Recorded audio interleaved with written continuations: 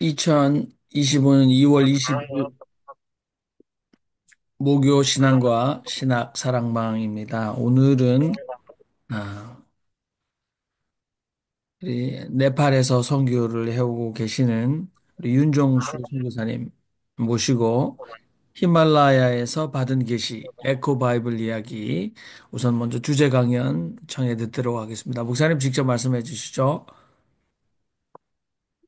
자이머시, 남았습니다.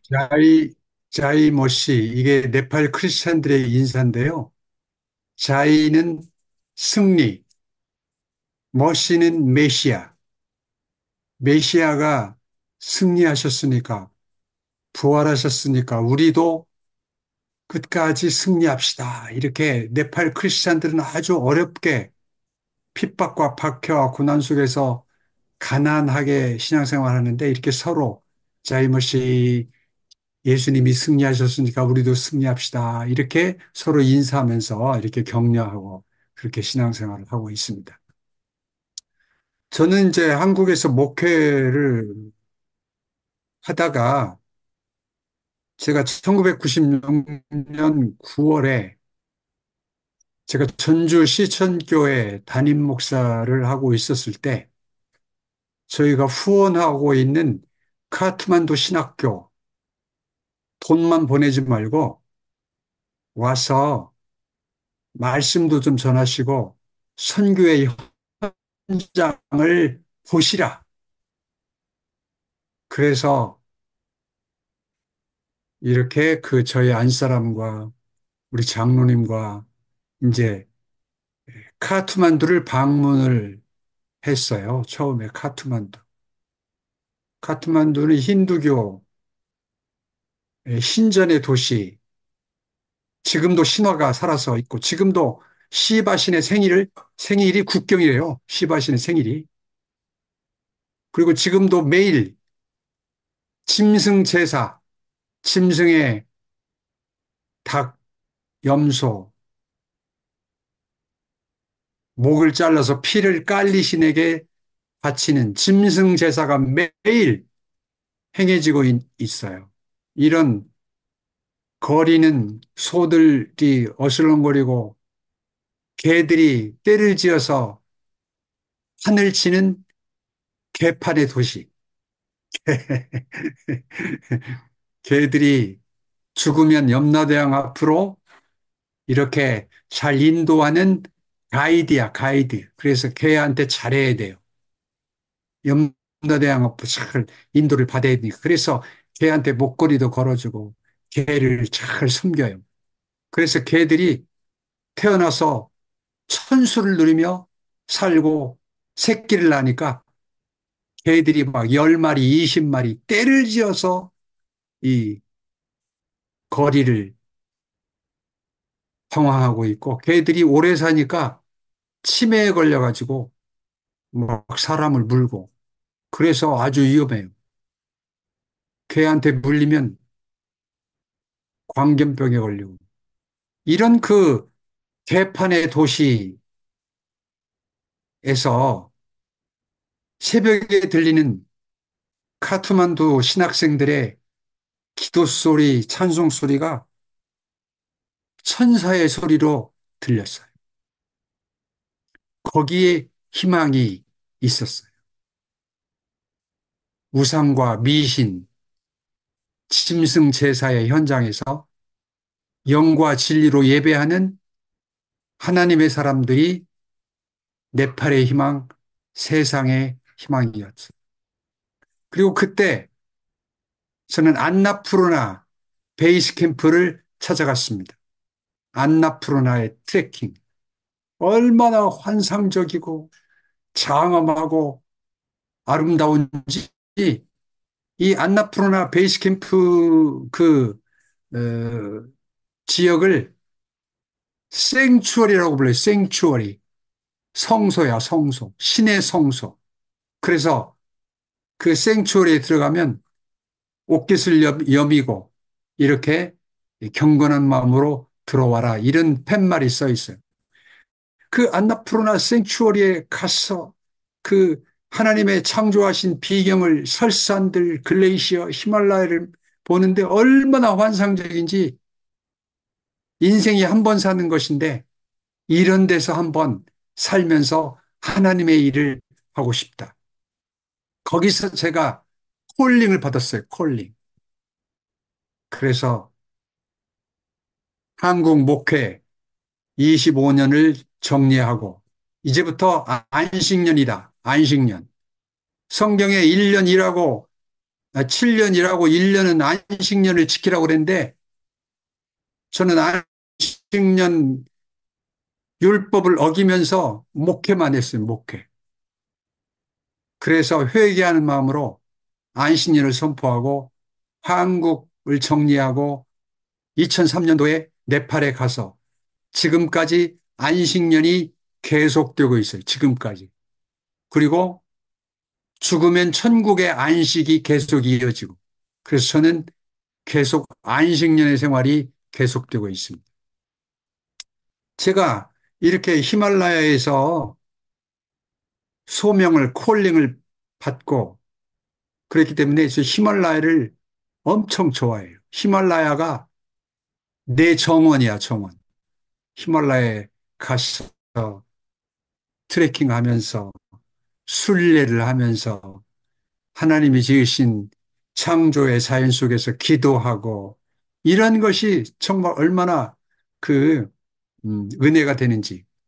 이렇게 제가 히말라야를 좋아하다가 2012년도에 랑탕 히말라야를 착 순례를 하면서 제 마음에 문득 내가 그렇게 지금까지 사랑하고 설교하고 묵상하고 명상하고 연구했던 이 성서 전체를 시로 만들어라, 시. 제가 그 인도의 시성 타고레 키탄잘리라는 그 시집을 읽으면서 굉장히 감동을 받았는데 그 키탄잘리가 이제 노벨 문학상 수상 작품인데 그래서 제가 성경을 묵상하면서 이제 시로 만들기 시작했어요. 그래서 2012년부터 매일 한 편 이상의 시를 쓴다. 이런 목표를 가지고 6년간 매일 성경 묵상하면서 성서 명상 시를 6년간 해서 그것이 모아가지고 에코 바이블이라고 출간이 됐습니다. 에코는 메아리잖아요. 성서에 그 명상하면서 메아리처럼 울려 퍼지는 그런 성서. 에코는 또 생태니까 생태학적.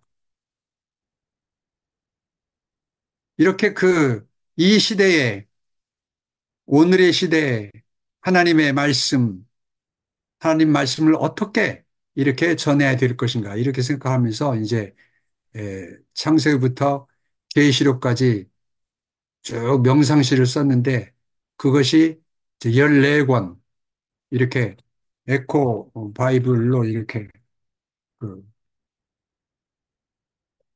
이렇게 발간이 됐습니다. 그래서 오늘 이제 그것을 조금 한 20분간 소개를 지금 11분이니까 저자가 또 이렇게 읽으면 또 재미가 있어요. 1권은 역사의 기원, 창세기, 출애굽기. 이렇게 이제 제가 히말라야에서 찍은 사진들을 넣고 이렇게 이제 성서 명상시 1권은 역사의 기원. 저는 이제 이 시를 쓰면서 이 시를 내면서 서문은 프롤로그, 서설. 그리고 제일 마지막은 에필로그, 결어. 이런 식으로 해서 이제 창세기 출애굽기는 역사의 기원 이렇게 해가지고 104편, 104편의 시가 이렇게 나왔는데 그 역사의 기원 프롤로그. 이제 하나님을 어떻게 이해를 할 것이냐. 우리가 이게 참 우리의 과제인데, 우리 윤정현 신부님은 없이 계신 하나님, 그리고 이제 사도 바울은 아테네에서 이름이 없으신 하나님, 하나님을 이렇게 어떤 하늘에 계시는 초월자로 이렇게 이해를 그동안 해왔는데, 하나님을 어떻게 이해할 것이냐. 이제 이것이 참 에, 중요한 과제인데, 저는 하나님을 이렇게 이해를 했어요. 한번 들어보시죠. 하나님 당신은 하나 되게 하시는 분. 하느님 당신은 하늘 위에 계시는 분. 여호와 당신은 스스로 계시는 분. 사람의 아들 당신은 십자가를 지셨으며 그리스도 당신은 하늘 위에 오르셨고 예수여 당신은 진흙 위에 핀 연꽃.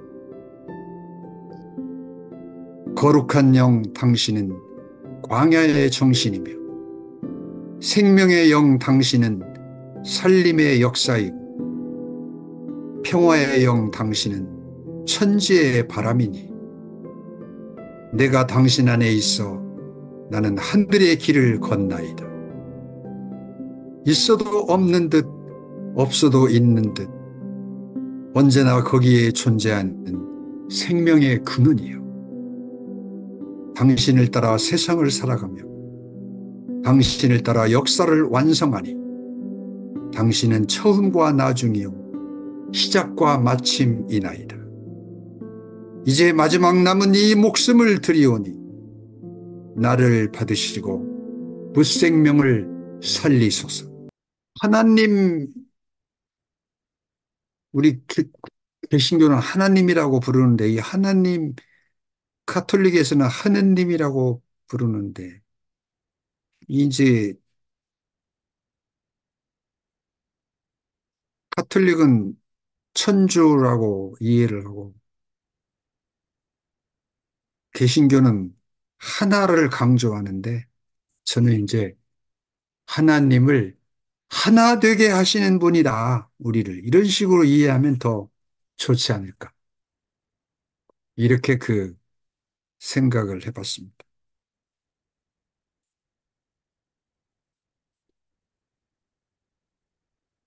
이 역사의 기원 중에 24번인데 성공을 주소서.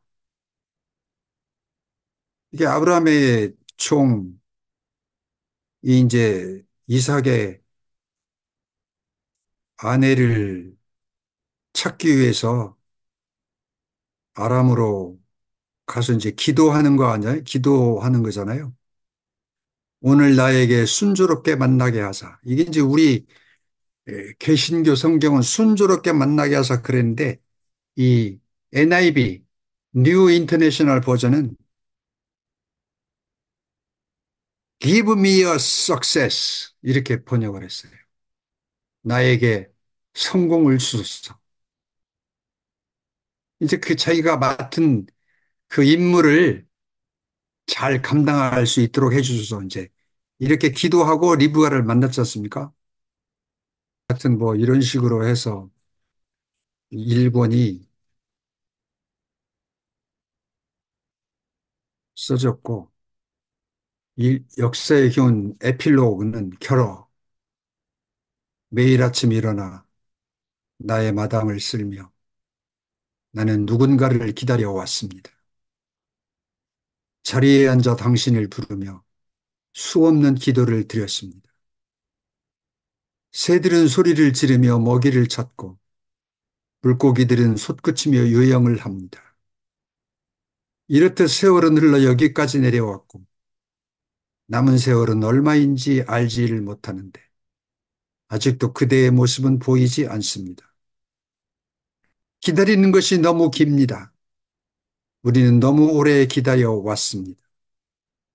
이렇게까지 오래 있어야 하늘이 열리게 된다면 누가 이 길을 걸어갈 수 있겠습니까?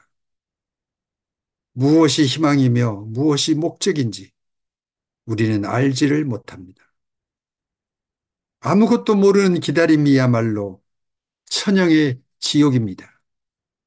천년을 기다리면 하늘에 오를지, 만년을 눈 감으면 구원이 찾아올지, 몸통이 나무가 되고 눈망울이 별이 되면 그때야 당신은 찾아오실 것인지. 인내에도 한계가 있습니다. 기다림에도 마지막이 있습니다. 언제까지 우리는 한없이 기다리고 있을 수만 없습니다. 당신도 그것을 아셔야 합니다. 우리가 할 수 있는 일, 타뷰를 높이 쌓아 올렸고 커다란 배를 지었습니다. 이제 나머지 당신이 하셔야 합니다. 우리는 그만 자리에서 일어서야 합니다. 이렇게 이제 이 1권이 끝나고 2권은 거룩한 삶이라고 해서 레위기, 민수기, 신명기를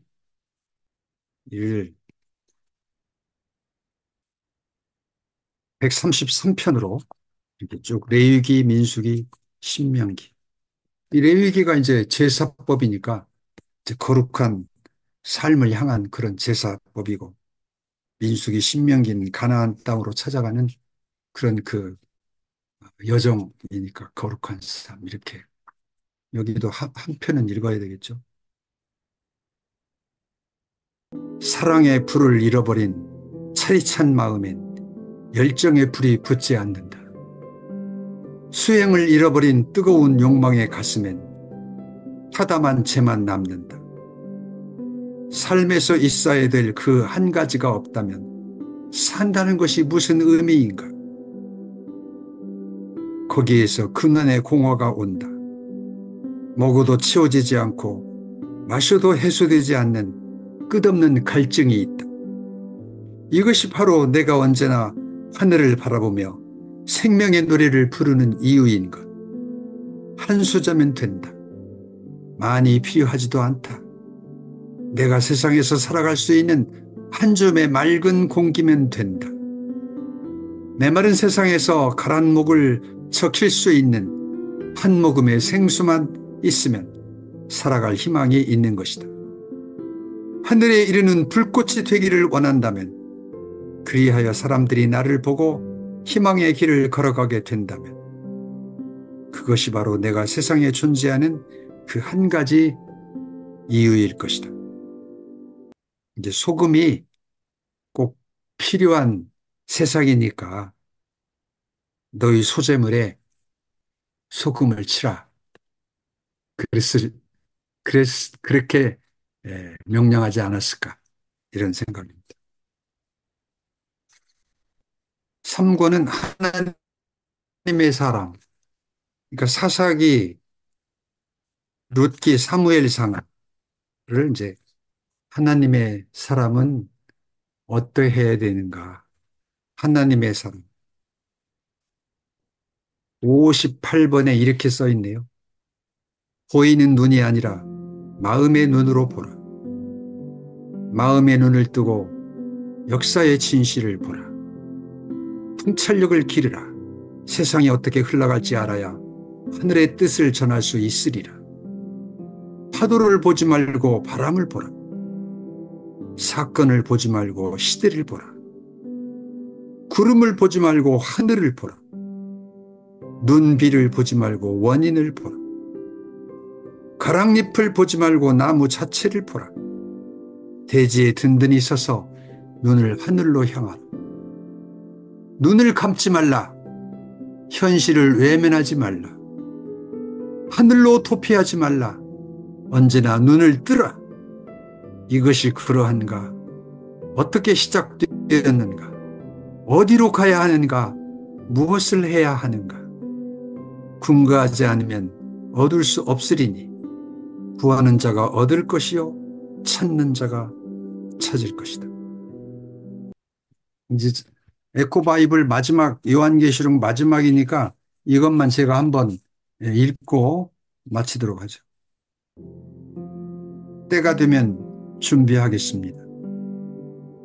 조용히 허물을 벗고 하늘에 오르는 날, 모든 곡기를 끊고 모든 미련을 거두고 그대를 맞이하기 위해 미소를 짓겠습니다.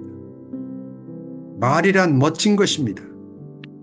에너지 불변의 법칙에 의하여 우리가 내뱉은 모든 말은 진동과 파장이 되어 살아서 역사를 일으킵니다.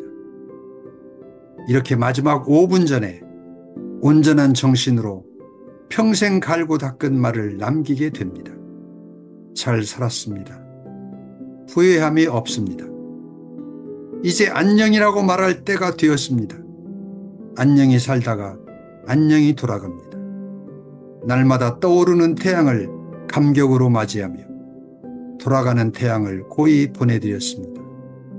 숨 쉬는 것에 감사하고 아래로 아래로 숨을 모았습니다. 날마다 흘러가는 생각의 편린들을 형성화해 한 편의 단상을 남겼습니다. 부스러기 먼지가 하늘의 숨을 받아 주구배를 순리하며 사랑을 나누었습니다.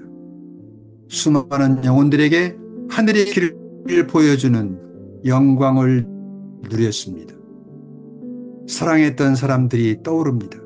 세상을 살아가면서 위로와 힘을 얻었던 사람들, 순간 속에서 영원을 느끼며 숨이 멈추었던 시간들, 모든 것이 하늘의 은혜였습니다. 깨달은 자가 말했지요. 발자국은 코끼리의 발자국이 최고이고 명상은 죽음 명상이 최고이다. 살 준비는 많이 하면서도 죽을 준비는 하지 못하니 죽음을 모르고 어떻게 삶을 알 수가 있겠습니까? 자신을 불태워 세상을 밝히는 태양, 자유와 기쁨으로 뛰노는 생명들, 그냥 주어진 그 시간에 최선을 다했습니다. 나를 잊지 않았습니다. 항상 나를 바라보았습니다. 마음과 사랑의 흐름을 따라왔습니다. 먼저 가서 기다리겠습니다. 그리고 그대가 들어오는 영광의 그 시간에 고요히 침묵으로 맞이하겠습니다.